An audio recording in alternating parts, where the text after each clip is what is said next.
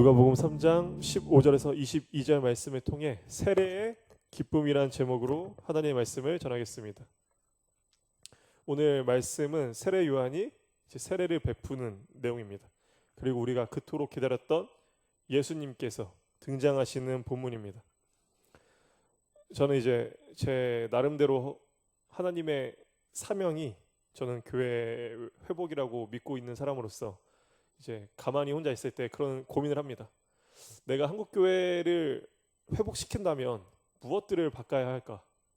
그 중에 하나는 저는 세례가 다시 한번 회복돼야 될 것 같다라는 생각을 합니다. 한국 교회 안에서 이 세례에 대한 의미가 다시 한번 바뀌고 교회가 그 의미로 세례를 드리고 또 그런 마음으로 교회가 이제 준비를 하게 되면 우리는 교회가 한 번 더 회복으로 나아가지 않을까 그런 고민을 합니다. 그래서 오늘 본문을 보면서 세례 요한의 이 세례의 내용을 통해 제가 생각하는 세례의 회복이 무엇이고 또 우리 교회가 어떻게 우리 교회들이 한국 교회들이 세례를 어떻게 다시 회복시켜야 될까 한번 그 말씀을 같이 나눠보고자 합니다. 세례 요한이 먼저 요단강변에서 사역한 이유가 무엇이었을까요? 요단강변에서 세례 요한이 세례를 준 이유는 이제 랍비 율법에 이제 규정된 것처럼 세례에 필요한 물은 흐르는 물이어야 했습니다. 세례에 필요한 물을 흐르는 물을 제공하는 곳이 여기였기 때문이죠. 또한 살렘 인근 베다니는 이 당시 정말 교통의 요지였고 중요한 동과 서의 교차로였습니다. 화개장터 노래처럼 이 동과 서를 다 자리 잡고 있는 그곳이었습니다. 그래서 사람들이 매우 많이 지나다니는 넓게 펼쳐진 개방된 장소였습니다. 그 선지자들은 이곳에서 청중들을 쉽게 만날 수 있는 그런 기회의 장소였고 장사하는 사람들이나 여행객들이나 그 사람들은 또 예루살렘으로 지나갈 때 필요한 길이었기 때문에 이곳을 정말 많이 돌아다녔습니다. 그러니까 이곳에서 선지자의 메시지를 듣고 이 사람들은 각자 자기가 가는 지역으로 돌아가 그곳에서 사람들에게 자연스럽게 자기가 들었던 선지자의 메시지를 또 소식들을 전파하곤 했습니다. 세례 요한도 마찬가지였습니다. 세례 요한이 베풀었던 이 세례와 메시지를 듣고 세리와 군인과 많은 무리들 그 군중들은 이제 이곳으로 다시 몰려와 요한의 회개의 메시지를 듣고 이제 마음이 찔려서 그러면 우리가 회개해야 될 방법이 무엇이냐고 묻습니다.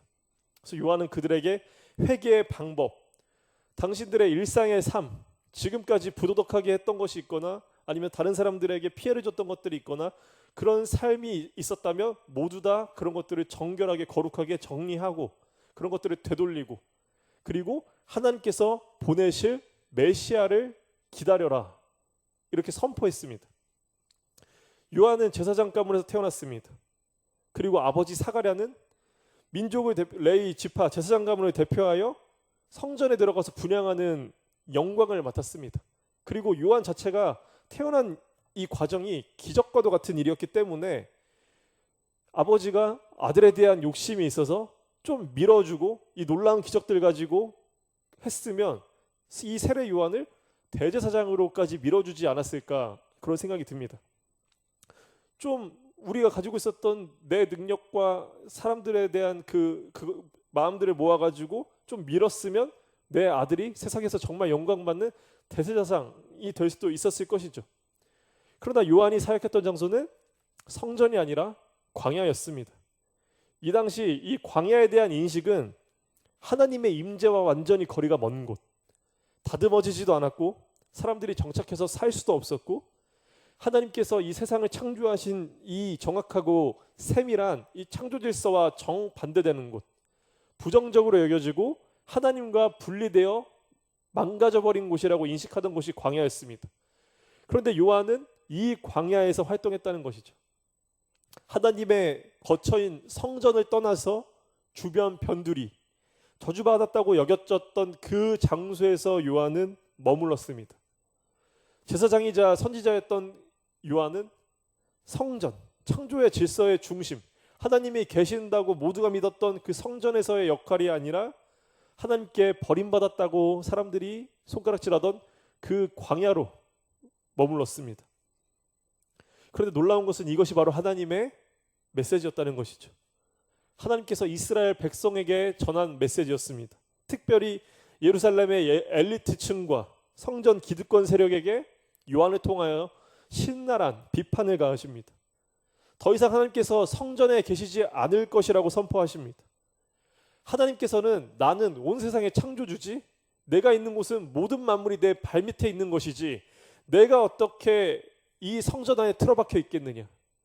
교만한 인간들은 하나님께서 이 성전 안에 틀어박혀 있을 것이라 생각합니다. 마찬가지로 우리도 하나님께서는 내 생각의 틀, 내 계획의 틀 안에서 움직이셔야 속이 시원합니다. 하나님께서 아니다, 내 뜻은 그게 아니야 라고 우리의 생각을 허무르려고 하시면 가만히 계세요 하면서 우리 생각 안에 꾸겨 넣으려고 합니다. 우리의 기도는 하나님의 뜻을 따르는 기도가 아니라 하나님 내 뜻을 따르는 게 옳습니다 라고 기도하게 됩니다. 우리가 창조주 하나님의 생각의 뜻에 맞추어 따라가면 하나님의 놀라운 능력, 하나님의 창조하시는 그 순간순간들을 우리가 목격하는 영광을 볼 텐데 우리는 그저 눈을 꽉 감은 채로 그냥 내가 믿는 것만 보고자 합니다. 물이 고이면 썩는 법입니다. 마찬가지로 우리도 하나님께서 우리에게 명령하신 그곳으로 순종하여 가지 않고 늘 머무르고 안정되기 위해서 뭔가 쌓아놓으려고 하고 벽을 치고 그렇게 되면 우리의 영은 점점 고여서 상하기 시작합니다. 그것을 알았던 요한은 이미 굳어져서 상투적으로 변해버린 본질을 잃어버리고 껍데기에 행위만 남아버린 성전을 떠나서 하나님께서 명령하신 광야로 나가게 됩니다. 하나님께서는 늘 우리의 인식을 뛰어넘는 반전의 작가십니다. 당시 저주받았다고 손가락질 받던 그 광야를 완전히 뒤바꾸셔서 하나님께 순종한다는 그 이유 하나만으로 생명이 살아나는 희망의 오아시스와 같이 뒤바꿔 주십니다. 마른 땅이 젖과 꿀이 흐르는 열매 맺은 땅으로 한순간에 뒤바꿔 주십니다. 이사야 32장 15절에서 16절 말씀을 화면을 통해 함께 읽겠습니다. 마침내 위에서부터 영을 우리에게 부어주시리니 광야가 아름다운 밭이 되며 아름다운 밭을 숲으로 여기게 되리라. 그때 정의가 광야에 거하며 공의가 아름다운 밭에 거하리니. 이 모든 것은 하나님의 말씀대로 이어지는 역사입니다. 방금 말씀을 세 번역으로 화면을 통해 함께 읽겠습니다. 그러나 주님께서 저 높은 곳에서부터 다시 우리에게 영을 보내주시면 황무지는 기름진 땅이 되고 광야는 온갖 곡식을 풍성하게 내는 곡창지대가 될 것이다. 그때에는 광야에 공평이 자리 잡고 기름진 땅에 의가 머물 것이다. 우리가 아무리 지금 황무지 같은 상황이라 할지라도 하나님께서는 그 황무지 같은 순간에 기름진 땅이 되게 하시고 우리가 지금 광야 같은 그런 고난이나 어려움의 순간이라 할지라도 온갖 곡식을 풍성하게 되는 곡창지대와 같이 뒤바꿔 주실 것이며 광야에 공평히 자리 잡고 기름진 땅에 의가 머물 것이다 말씀하십니다. 이 말씀은 하나님의 뜻대로 하나님의 창조의 원리대로 질서를 하나님께서 바로잡아 주실 것이라는 그 의미입니다. 그러니까 중요한 것은 이 모든 회복은 하나님께 달려있는 것이지 우리들에게 달려있지 않다는 것이죠. 방금 읽은 말씀에서 이런 놀라운 회복과 모든 것이 뒤바뀌게 되는 이 반전은 무엇으로 일어나게 됩니까? 바로 하나님께서 영을 우리에게 부어주실 때 그때 그렇게 됩니다. 모든 일은 하나님께서 함께 해주시는 그 은혜 안에서 회복이 됩니다. 하나님의 영이 임재하심이 마르지 않는 이 생수의 강이 되시기 때문에 그곳이 어떠한 곳이라도 황무지라도 바닥이 쩍쩍 갈라져 버리는 땅이라 할지라도 마르지 않는 생수의 강이신 하나님의 영이 계속해서 물을 부어주시기 때문에 멈추지 않는 폭포수와 같은 이 영이 모든 것을 회복시킨다는 것이죠. 그러므로 우리는 어느 순간 교만에 빠지거나 또는 거만에 빠져서 하나님의 영광을 잊어서는 안 됩니다. 하나님께 간구하는 것을 멈춰서는 안 됩니다. 하나님께서는 하나님의 계획과 뜻을 사람을 통해서 이루십니다. 그래서 어느 때는 하나님께서 이루셨던, 하나님께서 도와주셔서 이루어진 일이 내가 잘해서 이루어진 것처럼 느껴질 때가 있습니다. 저 사람이 잘해서 이루어진 것 같을 때가 있습니다. 그래서 하나님을 바라보는 것이 아니라 내 능력, 그 사람의 능력, 그 사람이 가지고 있는 것에 주목할 때가 많습니다. 내가 재빠르게 행동하고 내가 열심히 찾아봤고 내가 열심히 사람들 만나고 다니고 내가 여러 가지 지식들을 잘 공부해서 그렇게 된 거라고 느껴지고 여겨질 때가 있습니다. 그러나 하나님께서 우리에게 도와주지 않으시면, 하나님께서 우리에게 허락해 주지 않으시면 우리는 내일 눈 뜨는 것조차 감당할 수 없는 존재들입니다. 누가복음 3장 15절에서 16절 말씀을 화면을 통해 함께 읽겠습니다. 백성들이 바라고 기다림으로 모든 사람들이 요한을 혹 그리스도신가 심중에 생각하니 요한이 모든 사람에게 대답하여 이르되 나는 물로 너희에게 세례를 베풀거니와 나보다 능력이 많으시니가 오시나니 나는 그의 신발끈을 풀기도 감당하지 못하겠노라. 그는 성령과 불로 너희에게 세례를 베푸실 것이요. 사람들이 하나님의 영광을 바라보는 것이 아니라 요한의 능력에만 집중했습니다. 그래서 요한의 회개와 이 세례와 이 능력이 요한이 메시아이기 때문에 그런 것인가 라고 그렇게 생각하기 시작합니다.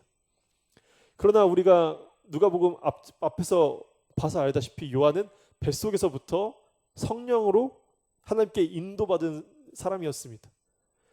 요한은 그 성령님의 인도하심에 순종하고 하나님의 뜻을 이루는 그릇이었기 때문에 이 놀라운 일을 해낼 수 있었던 것이었습니다. 요한은 부모님에게 신실한 믿음을 배우고 광야에 나가서는 하나님의 말씀만을 간절히 찾았습니다. 그렇게 요한에게 하나님의 말씀이 임하였다고 성경에 나옵니다. 그래서 요한은 이 모든 나의 능력이 내가 잘한 것이 아니라 하나님께서 주신 능력이라는 것을 너무나 잘 알고 있었습니다. 그러니까 요한은 지금 사람들이 그렇게 생각하는 것에 그 영광에 내가 올라타가지고 내가 무엇을 얻으려고 한 것이 아니라 나는 아무것도 아니다. 나는 선지자를 통해서 하나님께서 말씀하신 그 약속을 이루어지는 것처럼 나는 메시아의 길을 여는 문지기에 불과하다. 이제 곧 왕께서 이 문을 통해 들어오실 것이다. 나는 지금 비록 물로 너희들에게 세례를 준 것뿐이지만 그분께서 오셔서 하나님께서 약속하신 하나님의 영, 성령의 불로 너희들에게 세례를 주실 것이다. 그렇게 요한은 정확히 하나님의 뜻을 깨달을 수 있었고 정확히 하나님의 뜻을 전할 수 있었습니다.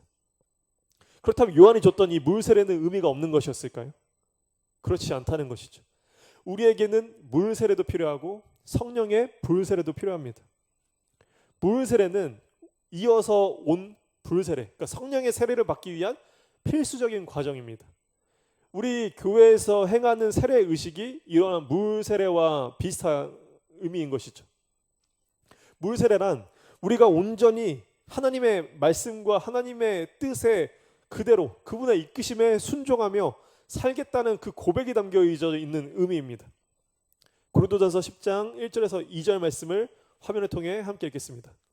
형제들아, 나는 너희가 알지 못하기를 원하지 아니하노니 우리 조상들이 다 구름 아래에 있고 바다 가운데로 지나며 모세에게 속하여 다 구름과 바다에서 세례를 받고. 성경에서 세례의 첫 모습을 어디라고 보냐면 이스라엘 백성이 홍해를 건너는 그 모습을 세례로 봅니다.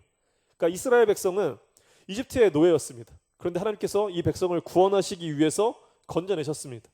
하나님께서 그리고 말씀하신 약속의 땅으로 이들을 가라고 말씀하셨습니다. 그런데 위기가 닥쳐오는 것이죠. 10번의 재앙에 나가 떨어졌던 바로가 끝끝내 포기하지 못하고 다시 이스라엘 백성들을 다 붙잡기 위해서 죽이기 위해서 창각칼을 휘두르면서 뒤에서 쫓아오는 것이죠. 그들은 병거와 말을 폭풍과도 같이 휘몰아치면서 달려옵니다. 그런 이스라엘 백성들은 뒤에 큰 위협이 점점 다가오고 있는데 그 앞은 홍해가 가로막고 있는 것이죠. 조만간 뒤에서부터 피해 보복을 당할 지경에 놓여져 있었습니다. 이때 하나님께서 등장하십니다. 하나님께서 명령하신 대로 자신의 백성을 지키십니다. 원래는 광야의 살인의 햇빛을 막아주기 위해서 구름 기둥으로 막아주셨던 그 구름 기둥을 이용하셔서 이스라엘과 이집트 군사 사이를 가로막으십니다. 그래서 다가오지 못하게 멈춰주십니다. 그리고 모세를 통하여 이 홍해에 손을 뻗어 돌풍으로 홍해를 가르게 하십니다. 이스라엘 백성은 죽음의 문턱에서 또 한 번 하나님의 구원을 경험하게 됩니다. 그러니까 홍해가 이렇게 U자였겠죠. U자였으니까 백성들이 여기를 걸어가려면 이렇게 내려갔다가 이제 올라오게 됩니다. 그러니까 이집트 군사들 입장에서는 이스라엘 백성들이 홍해로 내려가는 것이 점점점 이렇게 내려가면 이제 다리부터 안 보이다가 이제 머리까지 안 보일 정도로 모든 백성들이 다 안 보입니다. 그거는 말 그대로 물속에 침몰된 것처럼 보였는데 시간이 지나자 그들은 다시 건너편으로 올라갈수록 머리가 보이기 시작하고 결국은 다리가까지 보이게 되면서 그 홍해를 지나게 되는 것이죠. 그러니까 이것이 원래 세례의 원래 의미였습니다. 원래 세례를 침례라고도 하죠. 그러니까 물에 푹 잠기는 의식이 원래는 세례였습니다.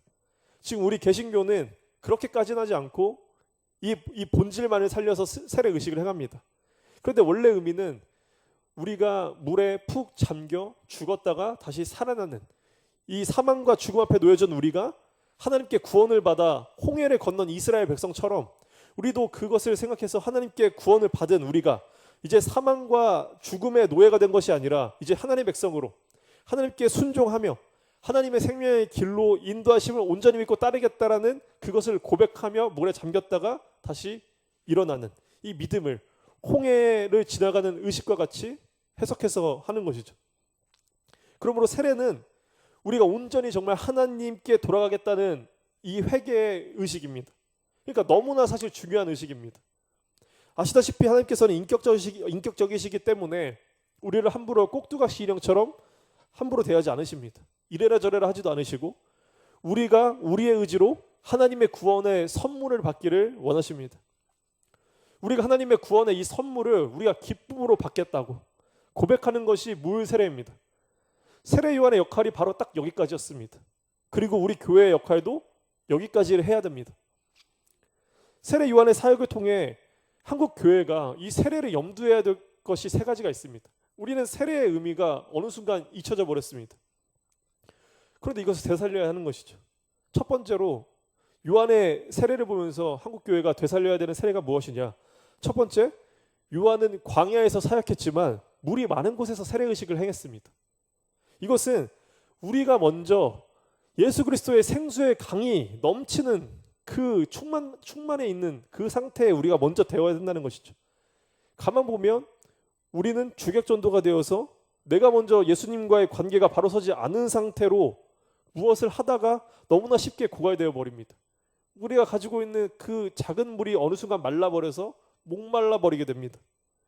그래서 개인적으로 우리는 말씀을 정말 주야로 묵상하고 기도로 하나님과 관계를 맺고 내 영혼이 먼저 하나님의 말씀에 깊이 잠기는 그 기쁨이 있어야 합니다. 또 우리가 함께 모여서는 늘 말씀을 함께 읽고 상고하고 말씀을 정말 같이 함께 공부하고 이 언약의 말씀을 우리가 함께 나누고 이 말씀을 해석하고 그리고 우리 삶에서 이 해석한 말씀을 적용하고 그렇게 하나님의 시각을 하나하나씩 배워나갈 수 있게 됩니다. 그렇게 삶을 살아갈 때 우리 하나님을 정말 찬미하게 되고 우리 삶에서 하나님을 경험하게 됩니다. 하나님의 역사하심을 발견할 수 있게 됩니다. 그것을 함께 나누며 그렇게 우리의 영혼이 기뻐하는 하나님께 찬양을 올려드리며 그때 우리는 영의 눈이 띄어지고 하나님을 함께 바라볼 수 있는 그런 공동체가 됩니다. 그런데 이것이 먼저 되지 않은 상태로 우리는 진정한 회개의 물세례가 우리한테 먼저 이어지지 않은 상태로 그렇게 능력 있는 교회가 세워질 수가 없다는 것이죠. 세례 요한의 사역과 같이 진정으로 하나님의 메시지가 살아 역사해서 그 사람들의 마음을 찌르고 히브리서에 말하는 것처럼 하나님의 말씀이 정말 날카로운 검과 같이 그들의 정말 혼과 골수를 찔러 쪼개까지 하는 그 능력이 드러나기 위해서는 우리가 하나님의 이 말씀의 충만함에 먼저 놓여져야 합니다.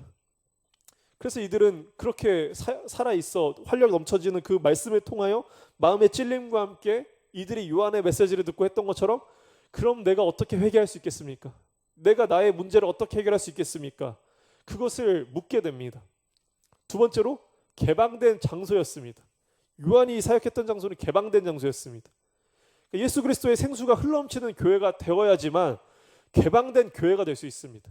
교회의 문턱이 지금 너무나 높습니다. 수많은 사람들이 몰려와 세례를 받고자 하는 교회가 되기 위해서는 교회가 개방이 되어야 합니다. 그런데 한국 교회가 왜 이렇게 경직되었을까요? 왜 새로운 사람들이 오지 못하는 교회가 되었을까요? 그것은 성도들부터가 두려움과 겁이 많아졌기 때문입니다. 일단 나부터 하나님의 은혜 안에 깊게 잠겨있지 못하게 됩니다. 그러니까 죄인을 찾으러 가는 길은커녕 죄인이 여기 오기는커녕 조금만 나랑 불편하거나 생각이 다르면 바로 반사 반응이 튀어나옵니다. 죄인을 불러서 회개시키시는 예수님의 이 사역의 방식이 아니라 단순히 행동만을 교정하게 합니다. 그래서 무거운 율법의 짐을 지게 하는 바리새인과 똑같은 방식을 어느새 한국 교회들이 하고 있습니다. 예수님의 성령의 생수의 강이 교회 안에 우리 교인들 사이에 흘러넘치게 되면 우리는 두려울 것이 없습니다. 그 누구도 불편하긴 하겠지만 그것보다 예수님의 역사하심이 더 먼저 보이기 때문에 우리는 손가락질할 시간도 없습니다. 오히려 그들에게 손을 펼 시간만 부족한 것이죠.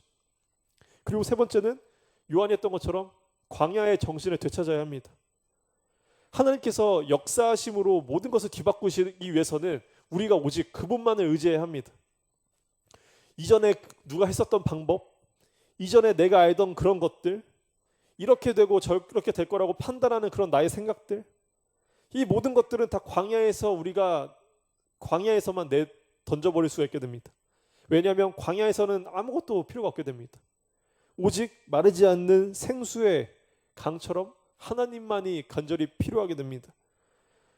우리는 광야에서 하나님의 말씀이 임했던 세례 요한과 같이 우리는 정말 갈급하게 간절하게 광야에서 목이 너무 말라 물이 필요한 사람들이 물을 얼만큼 갈급하게 생각할까요? 우리는 하나님의 말씀이 그렇게 갈급해져야 합니다. 그럴 때 우리에게 하나님의 영이 임한다고 말씀하셨습니다. 우리가 하나님의 말씀을 얼마나 갈급하고 간절하게 바라고 기다리는가, 얼마나 구하는가, 이것이 교회의 생명의 가장 큰 결과와 원인입니다. 그리고 이와 같이 요한의 세례의 정점으로 드디어 우리가 그토록 기다리고 기대하던 예수님께서 등장하십니다. 누가복음에서는 예수님께서 세례 받으신 이 내용이 간략하게 기록되고 있지만 마태복음에서는 예수님과 요한의 대화를 그려주고 있습니다. 요한은 예수님께서 자신에게 세례를 받으러 오시는 예수님을 보고 예수님을 급하게 말리면서 제가 오히려 주님께 세례를 받아야 할 텐데 어떻게 당신이 지금 저에게 오십니까? 나는 물세례, 당신이 오셔서 하실 그 불세례의 그림자밖에 되지 못할 뿐더러 나에게 뭐하러 이런 세례를 받으십니까? 그럴 필요 없지 않으십니까? 제가 오히려 주님께서 주시는 세례를 받아야 합니다 라고 했던 예수님께서 무엇이라고 말씀하십니까? 마태복음 3장 15절을 화면을 통해 함께 읽겠습니다. 예수께서 대답하여 이르시되 이제 허락하라. 우리가 이와 같이 하여 모든 의를 이루는 것이 합당하니라 하시니 이에 요한이 허락하는지라. 하나님께서 얼마나 인격적이신지 여기서 보게 됩니다. 예수님께 말씀을 보시면 예수님께서 먼저 요한에게 뭐라고 합니까? 허락하라고 말합니다. 허락하라. 나에게 세례 주는 것을 허락하라. 그리고 이어서 뭐라고 말씀하십니까? 우리가 이와 같이 하여 모든 의를 이루는 것이 합당하다. 이제 허락하라 말합니다. 예수님께서 오신 사역의 이유가 무엇입니까? 우리를 구원하기 위해서였습니다. 우리를 위해서였습니다. 그럼 예수님께서 왜 우리에게 육신으로 오셨습니까? 우리를 하나님의 형상으로 지으셨기 때문에, 우리가 특별하기 때문에 인간의 몸으로 오셨습니다. 그러니까 다른 피조물들과 달리 인간이 특별한 이유는 다른 것이 아닙니다. 우리가 하나님을 인식할 수 있기 때문입니다. 우리를 하나님을 인식할 수 있는 특별한 존재로 만드셨기 때문입니다. 제가 생각할 때는 한국교회가 20년 전부터 최근 10년 전까지 정말 쓸모없게 논쟁했던 것이 뭐냐면 그것 때문에 한국교회 전도가 굉장히 많이 바뀌었습니다. 이건 뭐냐? 진화론이냐 창조론이냐. 정말 이건 성경을 완전히 오해하고 하나님의 뜻을 완전히 오해하게 만든 무의미한 싸움을 하게 만든 것입니다. 그냥 둘러보십시오. 이 지구 안에서 하나님을 인식하는 존재가 인간밖에 없지 않습니까? 세상을 둘러보면 우리 인간 외에 누가 지구를 경영하며 누가 하나님의 청지기 역할을 감당할 수 있는 종이 어디 있겠습니까? 그러니까 진화든 창조든 그것이 우리의 존재를 약화시키질 않습니다. 이미 우리는 하나님께서 십자가에서 죽으심으로 구원하신 그런 특별한 존재입니다. 이미 우리는 하나님께서 자녀 삼아주신 이 놀라운 존귀한 존재들입니다. 그러니까 그것을 확실히 깨닫게 하여 주시기 위해 이제 신의 존재에 근접한 존재들이 우리는 되었기 때문에 하나님의 거룩을 닮아가라고 말씀하시기 위해 이제 다른 피조물인 동물들과 다르게 동물들과 같이 욕망에 따라 살지 말고 이제 더 높은 곳을 바라봐라. 하나님의 형상대로 지어졌으니 하나님의 특성을 닮아가라. 그 특성 무엇입니까? 사랑하라. 이것이 예수님께서 우리에게 주신 불세례라고 할 수 있는 성령님의 임재와 함께 우리가 의의 삶을 살아갈 때 우리가 얻게 되는 과정입니다. 우리가 이 땅을 살아가는 이유가 무엇이고 우리가 이 땅을 살아가는 의미가 무엇입니까? 예수님께서는 우리의 삶과 의미를 만들어주시기 위해서 십자가에서 우리의 모든 문제를 다 해결하셨습니다. 죄를 모두 다 없애주셨습니다. 그래서 예수님께서 다시 우리에게 오실 때 그 완성된 하나님 나라에 이제 우리는 예수님의 부활하신 그 육신과 같이 영의 몸으로 부활합니다. 이제 우리의 육신의 한계가 아니라 이제 육신의 연약함이 아니라 이제는 하나님의 은혜 안에서 완전한 영의 육으로 부활해 이제 영원한 영생을 누리게 됩니다. 그래서 구약을 보면 이렇게 말하지 않습니까? 너희들은 신이라. 예수님께서 우리를 신과 같은 존재로 만들으셨습니다. 그러니까 우리는 이제 인간에 뛰어넘는 신에 근접한 존재로 살아가게 될 사람들입니다.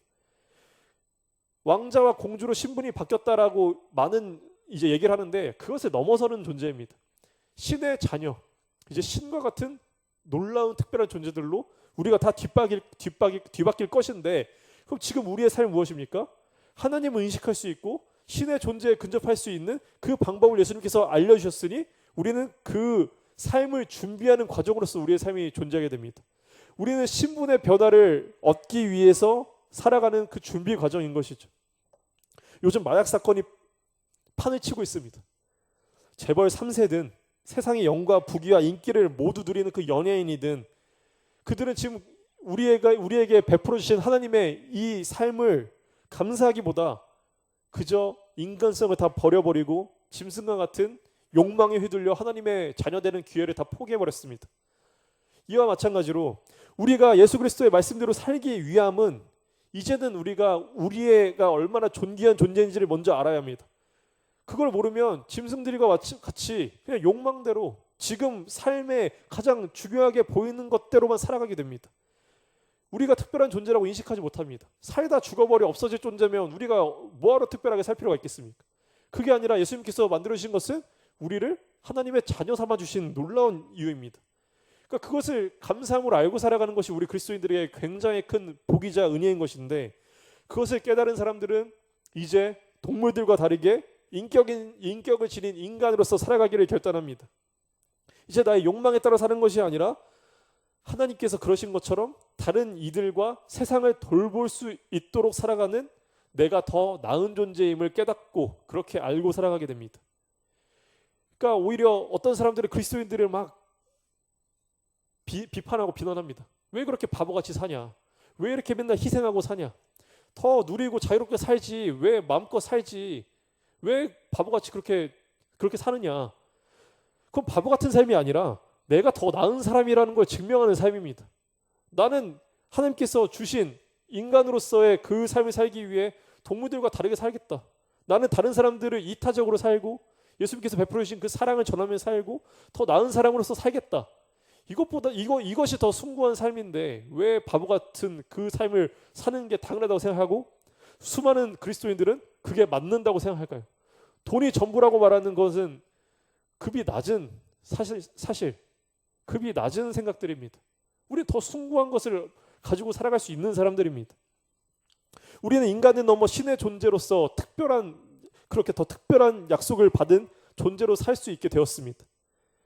그 삶을 사는 증거가 무엇이냐? 그것은 인간의 지식에 따라 살아가느냐, 예수 그리스도의 말씀에 따라 살아가느냐로 증명이 됩니다. 예수님 말씀으로 살아가겠다고 확실히 깨닫고 고백하는 이들은 무엇으로 그것을 증명하게 됩니까? 교회로 들어오고 이제 세례와 회개를 통하여 함께 그 삶을 살아가게 됩니다. 그리고 우리는 그 고백과 함께 예수님의 말씀대로 살기를 인내하기 시작합니다. 그리고 동시에 간절히 하나님의 도우심과 은혜만을 간구합니다. 우리가 그 삶을 살아가기 위해서는 요한이 그랬던 것처럼 광야의 길을 걸을 준비가 되어야 합니다. 예수님도 사역 전에 광야에서 40일 시험 받으셨습니다. 이 광야 같은 순간이 왜 필요하냐? 오직 하나님만을 따르고 사는 삶이 무엇인지는 우리가 광야에 들어가 봐야지만 깨닫게 되기 때문입니다. 부자가 왜 하나님 나라에 들어가지 못하느냐?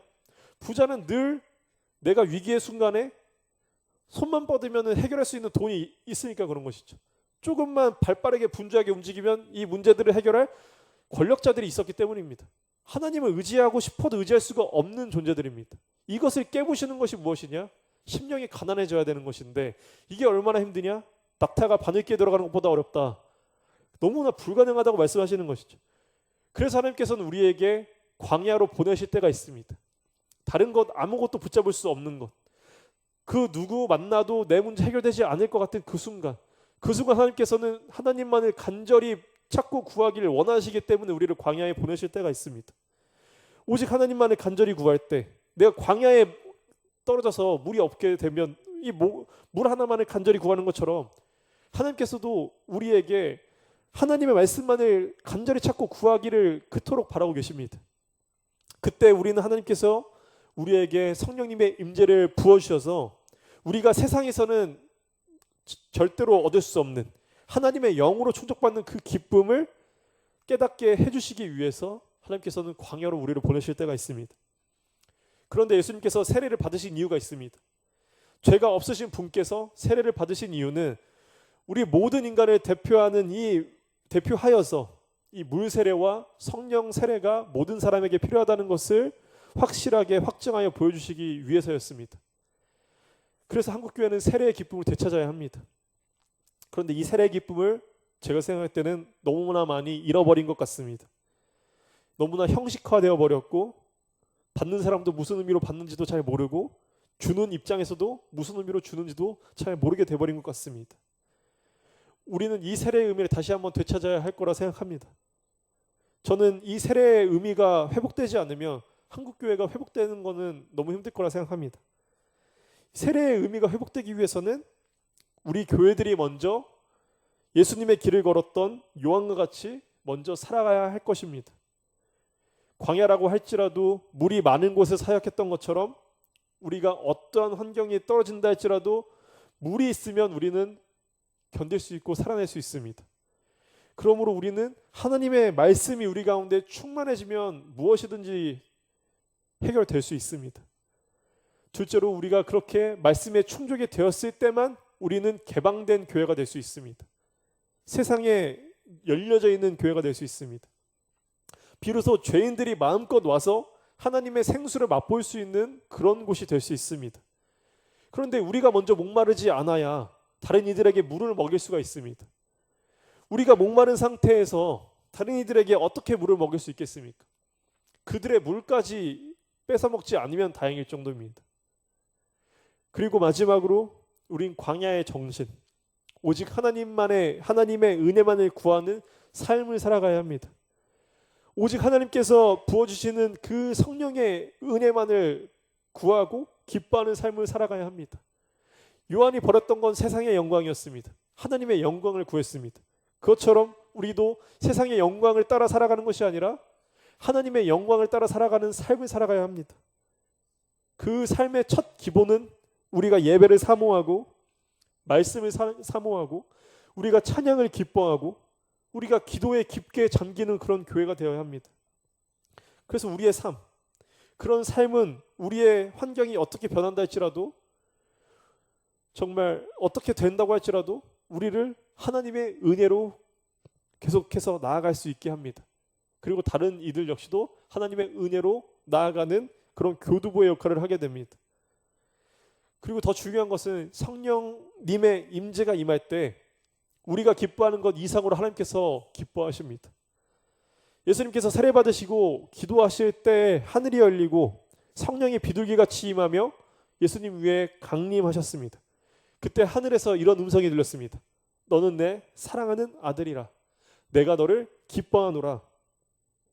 이와 같은 일은 지금 우리에게도 동일하게 이루어집니다. 오순절 다락방 사건 이후로 만인에게 모든 사람에게 다 하나님의 영이 이렇게 임하실 것이라 말씀하셨습니다. 사도행전 10장 44절에서 45절 말씀을 화면을 통해 함께 읽겠습니다. 베드로가 이 말을 할 때 성령이 말씀 듣는 모든 사람에게 내려오시니 베드로와 함께 온 할례 받은 신자들이 이방인들에게도 성령 부어 주심으로 말미암아 놀라니. 성령은 하나님의 말씀을 간절히 사모함으로 듣는 이들에게 임하게 된다 말씀하십니다. 그러므로 우리의 첫 시작은 다른 것이 아닙니다. 하나님의 말씀을 간절히 사모하고 간절한 마음으로 우리가 함께 듣는 것, 그리고 그 들은 말씀을 내 삶에서 순종하며 하나님의 역사하심을 찾는 것, 하나님께 간절히 구하는 것, 하나님의 음성을 듣는 것, 그리고 들은 만큼 거기에 순종하며 살아가는 것, 이것이 지금 우리에게도 임하는 불의 세례입니다. 그리고 여기서 봤을 때 이방인들에게도 동일하게 성령의 부어주심으로 모두가 놀랐다고 말합니다. 우리가 우리의 판단으로는 이 사람은 전도 안 될 것이다, 이 사람 믿음 생기지 않을 것이다, 한국교회 전도 이제 안 된다, 힘들다 말합니다. 성령님께 역사하지 않으시면 그건 맞는 말입니다. 하지만 성령님께서 역사하시면 우리가 놀랄 정도로 하나님께서 역사하시는 능력을 우리는 경험하게 됩니다. 그 첫 시작은 성경 말씀에서 같이 우리가 하나님의 말씀을 간절히 사모함으로, 그런 사모하는 교회가 되는 것입니다. 우리 모든 성도분들께서 정말 우리 교회가 앞으로 하나님의 말씀을 얼마만큼 사모하는 교회가 될 수 있을까? 또 우리가 얼마만큼 예배를 사모하는 공동체가 될 수 있을까? 우리가 얼마만큼 기도에 깊게 잠기는 그런 공동체가 될 수 있을까? 이것에 함께 마음을 모아주시고 또 기도와 또 관심과 또 삶을 살아주시기를 정말 소망합니다. 그렇게 되면 이곳은 요한이 생각했던 그 광야에 개방된 그곳처럼 이곳에서 수많은 사람들이 이곳에 몰려와 내가 어떻게 회개할 수 있을까? 내가 어떻게 하나님의 은혜를 누릴 수 있을까? 그것을 물어보는 그런 귀한 역할을 감당하는 교회 될 것이라 소망합니다.